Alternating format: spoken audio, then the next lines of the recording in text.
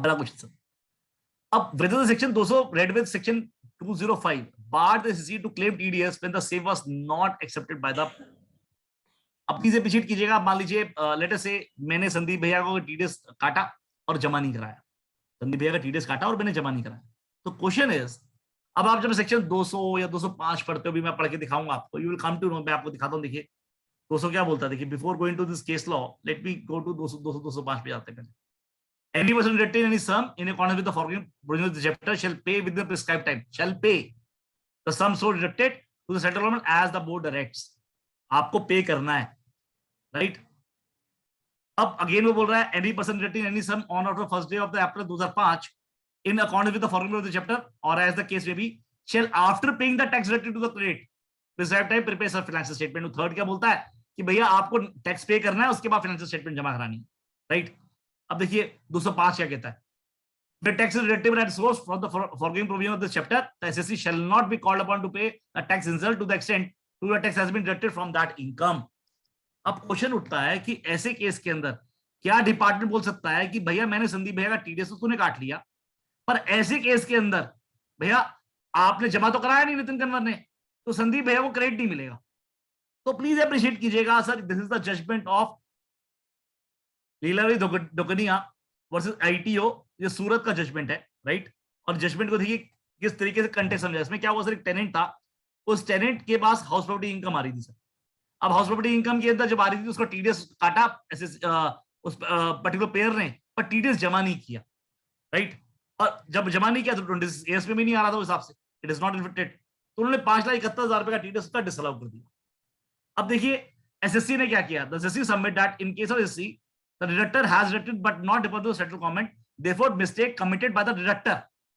So deductor ने commit की है, मैंने नहीं करी, and that for the SSC should not be penalized. There is no default on the part of the SSC. The assessing officer may be directed to grant the benefit of TDS. अब department ने argue किया, भाई साहब देखो तो section 200 में लिखा हुआ, साफ लिखा हुआ है, उसकी पेमेंट हो जानी चाहिए। अब देखिए यहाँ पे क्या बोलता है सर, हाई कोर्ट ने क्या बोला, from the above document furnished by the SEC, it is clear that the SEC received the rent amount and the tenant has deducted the TDS, has not deposited TDS to result deducted in the settled government account. Considering these facts, we know that the under considered is no longer res integra. The Honorable High Court in Karthik Vijayan Soane, Gujarat High Court held that where TDS has been deducted by the employer SSC, it will always open for the department to recover such amount from the said employer. अगर संदीप भैया का TDS मैंने काटा है और मैंने जमा नहीं किया, तो सर डिपार्टमेंट की ड्यूटी है वो मेरे पास आए, संदीप शर्मा जी से कलेक्ट नहीं कर सकता। Why it is so? Because sir ये टीडीएस जो है मैंने जो कलेक्ट किया है, पहली बात I have hold it in trust, दूसरी बात I am working as an agent of the central government, वरना संदीप जी को अगर मैं पूरी पेमेंट कर देता तो संदीप जी एडवांस जमा करा देते। अब मैंने टैक्स जमा इनका भी रख लिया और इनका जमा भी नहीं कराया, तो सर आप डबल पेनलाइज थोड़ा कर देंगे। सर यहाँ से दुर्गादास जी कुछ क्वेश्चन पूछना चाहते हैं आई बिलीव सर। सर आप कुछ पूछना चाहते हैं, कुछ क्वेश्चन? अच्छा आपने कर दिया। It is always open for a department to recover said amount from the said employer and the same should not be denied to the SSC. The finding of the High Court ने क्या बोला? It is also not being disputed that it is no longer a sinecura by the decision of this court rendered by Devaresh Praveen Bhai Patel, assistant CIT, where too the petitioner was an employee of the Kingfisher Airlines and worked as a pilot, and in his case also the TDS on the salary made to the petitioner has not been deposited. Kingfisher case में the Kingfisher वालों ने TDS जमा नहीं किया था pilot case में। It is only when the department raised the tax demand with interest and initiated the action to the recovery that this court was approached. उन्होंने pilot के खिलाफ सर इंटरेस्ट की रिकवरी की बात कर ली, relying on the decision of Guwahati High Court rendered in the case of SSCIT versus Om Prakash Gatani. This court allowed the same, and vital would be produced the relevant finding observation. The issue is no longer res integra. The division bench of this court in the case of Sumit Devendra Rajani examined the statute provision in particular 205 of the income set. The court concurred with the view of Bombay High Court in the CIT versus Om Prakash Gatani reported in 2242 ITR 638 and observed that we are in complete agreement with the view taken by the Bombay High Court and Guwahati High Court, applying to the aforesaid two decisions of the Bombay High Court and Guwahati High Court, the facts of the case on hand, and even consider section 205 of the action of the respondent is not giving the creditor tax at source, of which 16 has been produced by the SC. deducted and constantly impunished. Demand 2021 cannot be sustained. Concerned respondent therefore is required to be directed to give credit TDS to the SC directed to the amount 16 has been produced. Please appreciate कीजिएगा sir, यहाँ पे तो 16 ये produce कर दिया. अब आपको question ये आएगा नितिन भाई, आज की डेट में 16 ये तो तभी प्रोड्यूस होगा जब आप पेमेंट करोगे, और वो सर बकायदा रिटर्न जमा करेगा सेक्शन 203 के हिसाब से, और जो रिटर्न जमा करेगा स्टेटमेंट जमा कराएगा, तब एनएससीएल से टीडीएस जमा होगा, तो क्या होगा. तो प्लीज नोट कर लें, अगर आपका वो जनरेट नहीं हो रहा 16A, तो ऐसे केस के अंदर सर अगर मैं सैलरीड एम्प्लॉई हूं तो मेरे पास कोई सैलरी स्लिप होनी चाहिए जिसमें लिखा होना चाहिए मेरी इतनी सैलरी है, इतना टीडीएस कट रहा है, राइट. और वो बकायदा वो टीडीएस काट के उसका वो मेरे को कुछ मुझे कोई सैलरी स्लिप दे रहा है, या फिर कोई लेजर अकाउंट जहां पे मैंने बिल रेज किया वो टीडीएस काट के पेमेंट कर रहा है, मेरे को कोई कंफर्मेशन मेरे को मिल जाए कि भैया मैंने आपको इतनी पेमेंट कर दी है, बैलेंस आपका टीडीएस रह गया. Are you getting point? अगर if I can prove it कि सर टीडीएस उसने जेन्युइनली मुझसे काट के अपने पास रख लिया है और उसके बाद अगर जमा नहीं कराया, तो प्लीज अप्रिशिएट कीजिएगा, ऐसे केस के अंदर सर डिपार्टमेंट सर पेयर की तरफ जाएगा, मेरे को क्रेडिट देगा. पर मान लीजिए 16 तो मेरे पास हो नहीं सकता, पर 16 तो हो नहीं सकता, पर साथ के साथ अब 16 है नहीं, अब ऐसे केस में मेरे को प्रूफ भी नहीं है टू प्रूव इट कि मेरा टीडीएस कटा है, तो प्लीज अप्रिशिएट करें, ऐसे केस में दिक्कत आएगी. अब आप देखेंगे sir what about rent, house property का क्या होगा, तो हाउस प्रॉपर्टी में there could be a possibility sir आपका रेंट एग्रीमेंट अगर पुराना साइंड है उसकी कॉपी पड़ी है, तो that will give you allow you a proof that कि आपका रेंटल तो 1 लाख रुपए था, टीडीएस 10% मान लीजिए कट्टा था, हाइपोथेटिकली एग्जांपल, तो 90,000 रुपए की पेमेंट हो रही है, 1 लाख रुपए का रेंटल लिखा हुआ है, तो 10,000 रुपए टीडीएस अमाउंट होगा. तो प्लीज अप्रिशिएट कीजिएगा सर, आपके पास कुछ ना कुछ प्रूफ होना चाहिए जिससे आप ये प्रूव कर पाए कि सर टीडीएस आपका कटा है. अगर आप ये प्रूव नहीं कर पाएंगे कि भैया टीडीएस आपका नहीं कटा है, तो सर इस तरह की जजमेंट का आपको फायदा नहीं मिल पाएगा. इस जजमेंट का फायदा तभी मिल पाएगा जब आप ये प्रूव कर पाएंगे. तो पहला the moral of the story is कि सर कभी भी कोई भी पेमेंट आप ले रहे हैं, कोशिश करें try to have some substance, some proof, some acknowledgement that TDS has been deducted from the amount owed to you. One thing. उसके बाद प्लीज नो अप्रिशिएट करें, अगर ऐसा आपने प्रूव कर दिया तो ऐसे केस के अंदर जो टीडीएस कटा है, क्योंकि वो ट्रस्टी है, उसने जो पैसे काटे इंटरेस्ट काटे हुए हैं, इंटरेस्ट प्लीज अप्रिशिएट कीजिएगा, वो गवर्नमेंट के पैसे हैं और वो व्यक्ति गवर्नमेंट का एजेंट की तरह काम कर रहा है, तो ड्यू क्रेडिट सर गवर्नमेंट को मुझे देना पड़ेगा. और अगर डिपार्टमेंट को रिकवरी करनी है, they have to recover it from that particular payer only. Clear sir? कोई भी इशू भी है इसके बाद? इशू है भी किसी का? Hello sir.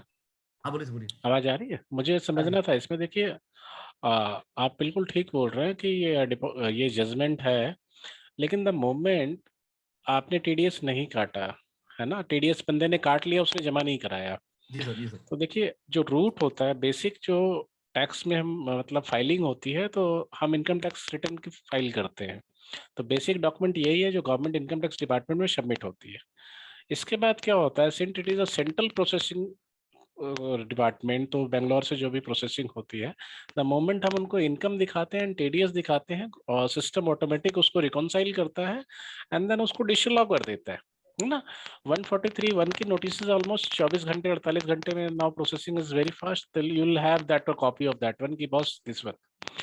तो होता क्या है कि I have seen so many cases, in that case क्या होता है कि बंदे ने टीडीएस नहीं जमा कराया, आपने टीडीएस अपना ले लिया, वो डिमांड तो ऑलरेडी इनके पास आ जाती है एसएससी के पास.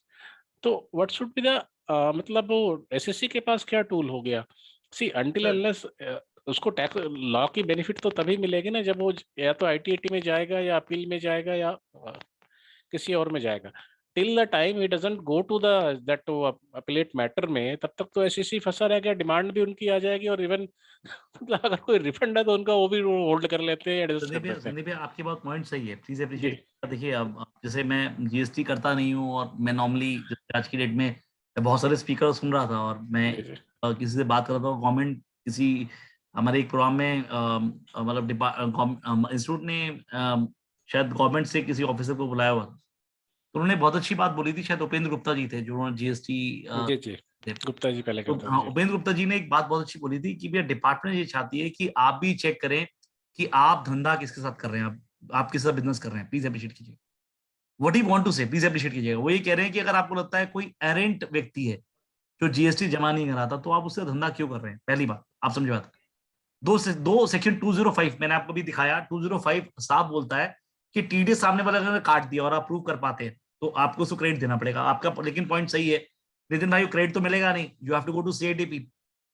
जैसे हम आज की डेट में 143.3 की बात भी करते हैं या फिर हम 148 की बात भी करते हैं, तो आप देखते हो कि आज की डेट में बहुत सारे केसेस ऐसे हैं, आप बोलोगे यार ये तो एसेट और लाइबिलिटी दोनों ऐड कर दिया और उठा के आपके हाथ में कर दी, ये तो बैड इन लॉ है।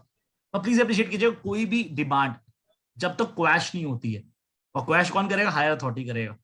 तो जब तक क्वैश नहीं होती है तब तक आपको कोई चॉइस नहीं है। तो ऐसे केस में अगर मेरी पर्सनल राय माने आप, अगर मान लीजिए लेट अस से यू आर एम्प्लॉई या फिर आप कोई प्रोफेशनल है जिसका टीडीएस काटा जमा नहीं किया, तो पहली बात तो आप 154 लगाएं जरूर, प्लीज अप्रिशिएट करें। ठीक है, 154 जरूर लगाएं।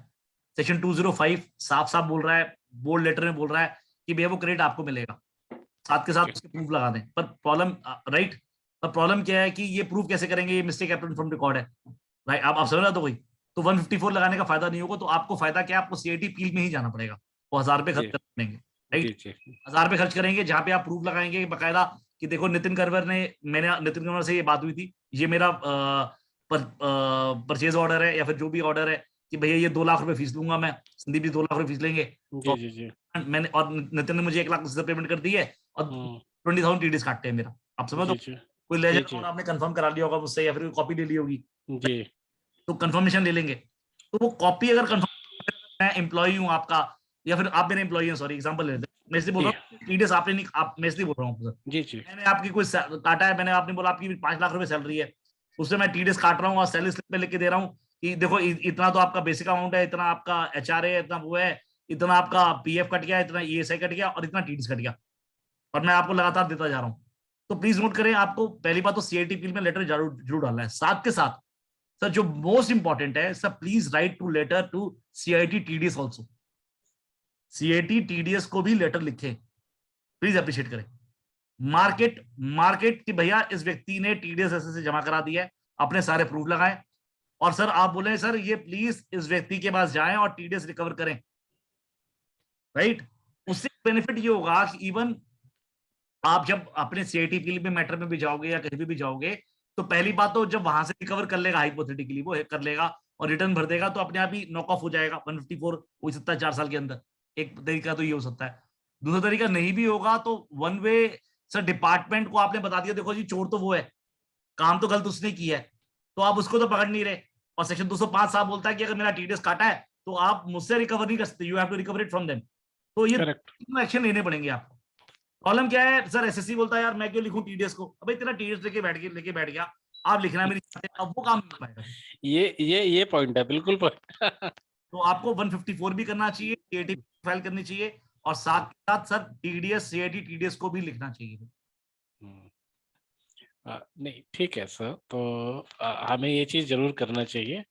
और टिल नाइट मतलब उस थोड़े दिन तक का जो प्रोसेसिंग है, मतलब ऑनलाइन प्रोसेसिंग हो, तो आपको बेयर करना पड़ेगा। मतलब यू मतलब आप उससे हेल्प आउट नहीं कर सकते, है ना?